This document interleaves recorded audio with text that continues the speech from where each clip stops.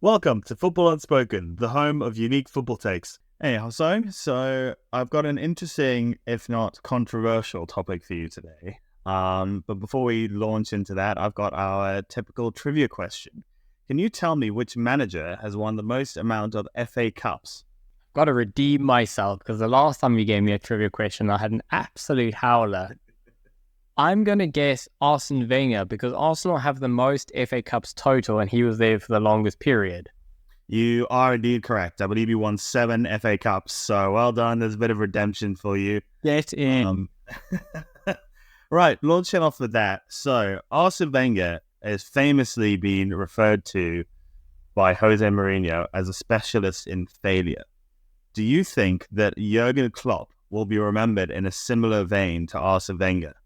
You know, I'm actually disappointed in myself to say that I've never thought of it like that.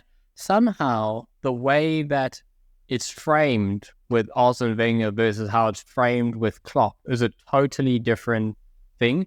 I'm going to go out and actually say no. I don't think it's Klopp's going to be remembered the same. And for me, the big difference is Manchester City, because I think there's an understanding now with teams like Arsenal trying to challenge City, looking back at that Liverpool team and just saying, realistically, coming second to City a few years in a row is not inherently a failure, like with Arsenal, where there was a slow... I think with Arsenal, you could see the slow degradation of the team with poorer and poorer results year on year, and almost Arsène Wenger running out of ideas on how to rejuvenate the team. Interestingly enough, I believe that what happened with Wenger and the way that he ended up effectively being abused by the Arsenal fans and maybe the wider football community, disrespected maybe is a better word than abused, being disrespected by the football community like he was, Klopp would have seen that and he would have thought, you know what, this Liverpool team it's sort of at a turning point. This is a good time for me to leave. I think he was hoping last year they would get a couple of trophies. He could leave with a trophy, but he must have seen what happened with Wenger. When you overstay your welcome, you try rejuvenate a team after so long, and it's very difficult. It gets harder the longer you're at a club for. So I think they remember differently, but I actually think what happened to Wenger, if I can use the word, educated Klopp about what was the right time to leave Liverpool. So inherently, do you think that Jurgen Klopp is going to be remembered kinder than Arsène Wenger has been?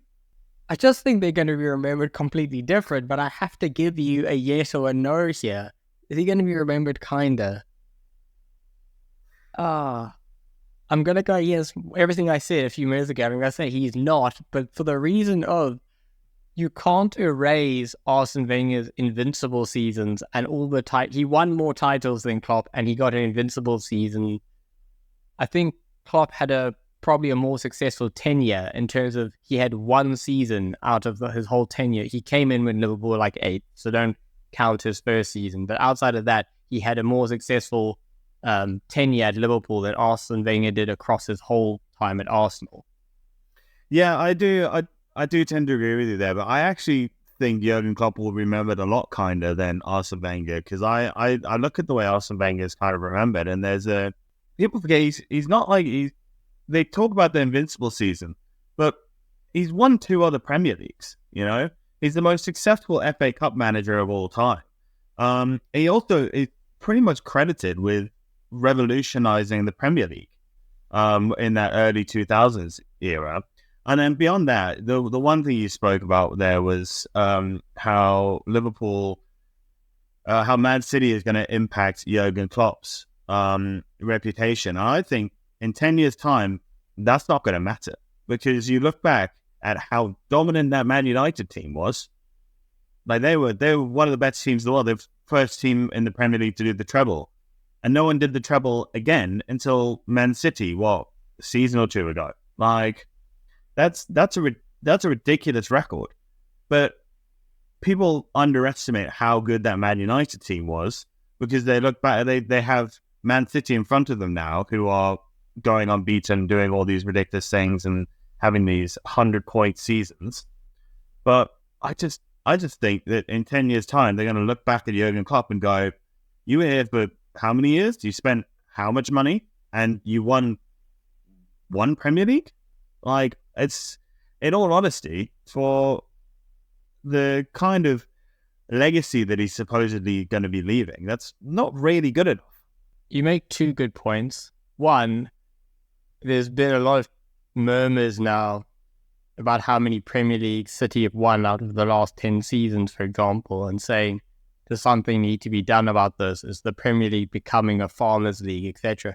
When you look back at certain periods of Premier League history, I think Liverpool in the 80s or the 70s, whatever time that they won a lot of the Premier Leagues and titles around that time, Manchester United, you said like the 2010 era, maybe 2008 to whenever Ferguson left, they were winning all the Premier Leagues, most of them around that time as well. So these periods do happen for clubs where they do win a whole string of Premier Leagues. And I couldn't tell you at the time when Man United were winning all of those Premier Leagues who was coming second every time. I know it wasn't Arsenal every time, a couple of times it was, but to your point, I couldn't tell you year on year who came second. So I have to agree with you that no one's going to remember who came second to Manchester City during this period because no one remembers who came second to Manchester United back in 2008.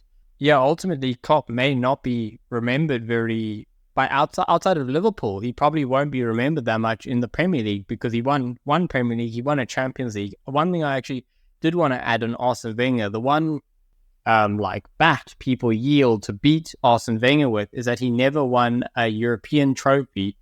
And I just want to say it's a really harsh thing to beat him with because we know football is such a tight margin sport. He got to a Champions League final where they got kind of harshly done by the referee with a very soft red card in the game, which turned the tide.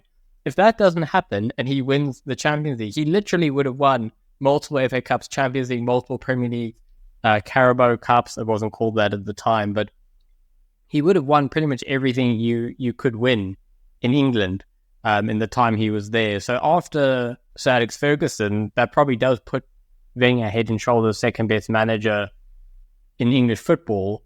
And to say that Klopp would say battle for second best manager title would be a stretch. So the more you're talking me into the Arsène Wenger corner as we're having this episode. Well, that's a plan. I always like trying to come with a slightly different view to you because it's always interesting to have these kind of conversations. But the one thing you did say there was about the European trophy. And I will say, Arsène Wenger is probably the most unlucky man when it came to Champions Leagues. I mean, red cards, or awful. Arsenal in that period did get some awful refereeing decisions. And more often than not, they're against Barcelona team that was fairly known to be corrupt at that point in time as well. So, do you remember, I don't know if you recall this, but do you remember the Van Persie second yellow card for kicking the ball away? Do you know what I'm talking about?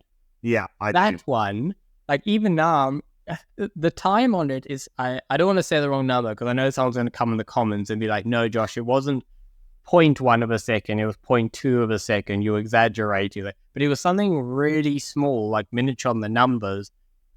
And yeah, there was some really dice. But the funny thing about that period was Arsenal every year got Bayern or Barca for like a 3 or a 4 year period. They just kept playing Bayern and Barcelona every year. I don't know how that was possible.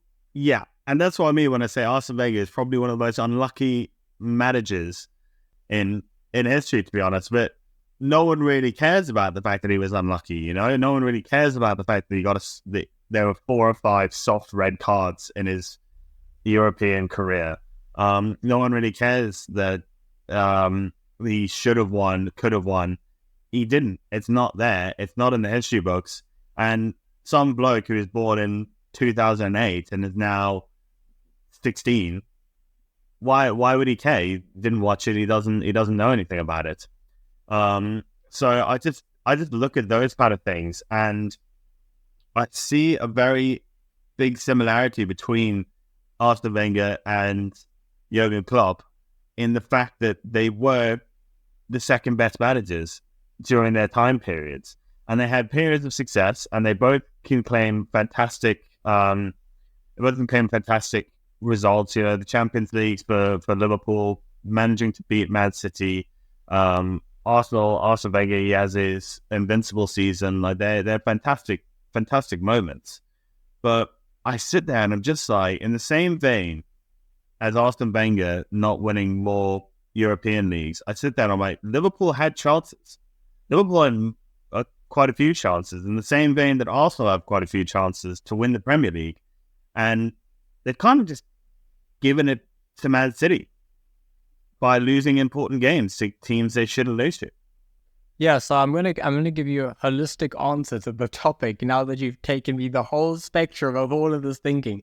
So my thinking is that Klopp as a manager will be seen by people right now, people who are watching football in the last 10 years, as a better or more successful manager because of the way that it ended with Wenger. But as you said, in 10 years' time, when people are reflecting, many more kids who say, well, as you said, maybe born in 2010, or maybe to exaggerate the point, kids who are born in maybe 2020. So when, by 2030, they're 10, they start watching football. How many of them are going to hear and really remember much about Jurgen Klopp? I don't think a whole lot of them. But even kids at that stage will be aware. I must not know a lot about Arsène Wenger, but they'll be aware of the legacy that a man like Arsène Wenger would have. A, because he's got a statue outside the Emirates. That probably helps things a lot. But you know what I mean? Like, he will have a legacy to remember. Klopp, I think, much less so. So for the football spectator right now, Klopp is also more recent, so that helps. But for the current crop of football fans, Klopp will be remembered kinder than Wenger just because he left at the right time. But in a legacy standpoint, Wenger will have a much bigger legacy than Klopp. Final statement. Final statement. I like the final statement, and I do tend to agree with you. I think we know in football there's a recency bias. There's always been a recency bias. And yeah, looking at it at the moment, I think Jurgen Klopp made the right decision. He stepped away from football at the correct time. He stepped away from Liverpool at the correct time, and that is going to endear him to fans right now. But looking forward, I personally do think that Arsène Wenger and Jurgen Klopp are going to be remembered in similar vein as kind of specialists in failure. But this is why we have these conversations. It's not really a parallel I've seen other people make, so I wanted to hear your thoughts. And I would love to hear what you guys think as well. So please leave us a comment, leave us a like, share this with your friends. Tell them to abuse us if you need to. But from us to you, have a great week and see you next time. Cheers.